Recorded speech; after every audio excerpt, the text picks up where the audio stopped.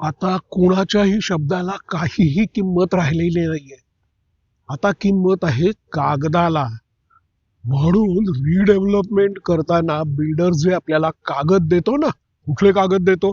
MOU, development agreement, PAAA म्हणजे permanent alternate accommodation agreement. हे जे कागद आहेत ना, हे कागद नीट वाचा. लक्षात घ्या, मला माहिती आहे की ते वाचणं रटाळ काम असतं, पण ते वाचणं आवश्यक आहे. तुम्ही पूर्वीच्या जमान्यात आता राहिलेला नाहीये की आपल्या सोसायटीच्या सब मेंबर्सनी म्हणजे पर्टिक्युलर चेअरमन सेक्रेटरीनी हे कागद नीट वाचलेले आहेत, त्यांनी वकिलाचा सल्ला घेतलेला आहे, तर त्यांचा शब्द मोडून त्यांच्या शब्दाला महत्व न देता त्यांच्यावर अविश्वास व्यक्त करून ही सगळी डॉक्युमेंट वाचायची, हे करणं तुम्हाला जड जातं. कारण तुम्हाला असं वाटतं की त्यांच्या शब्दावर विश्वास ठेवणं हे तुमचं कर्तव्य आहे. कागद वाचणं म्हणजे त्यांच्यावर अविश्वास व्यक्त करणं आहे.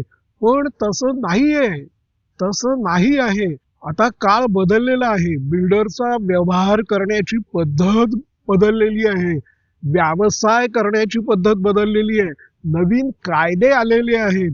तर त्यामुळे आपण डॉक्युमेंट व्यवस्थित वाचणं म्हणजे आपल्या चेअरमन सेक्रेटरीवर अविश्वास व्यक्त करणं असं नाही आहे. बरं, वकिलांनी जरी बघितलं असलं तरी लक्षात ठेवा की या व्यवसायामध्ये वकील कायदा बघतो, पण बऱ्याच वकिलांची कमिटमेंट तुमचं हित साधण्यापेक्षा लवकरात लवकर ही डॉक्युमेंटवर तुमची मान्यता घेऊन बिल्डरकडनं वाहवा म्हणजे कळलं ना, ती वाहवा मिळवण्याकडे त्यांचं लक्ष असतं. तर त्यामुळे डॉक्युमेंट वाचणं, डोळ्यात तेल घालून वाचणं, नीट एक एक प्रत्येक शब्द वाचणं हे तुमचं कर्तव्य आहे. तो विश्वासघात नाही आहे.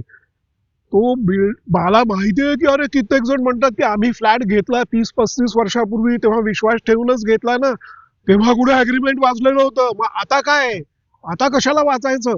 आता फक्त आपला एरिया, फ्लॅट नंबर आणि नंतर मग काय स्पेसिफिकेशन वगैरे असल्या गोष्टी फक्त बघायच्या.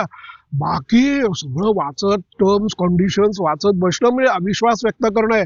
तसं नाहीये, ते तुमचं कर्तव्य आहे. तर ती सगळी डॉक्युमेंट नीट वाचा.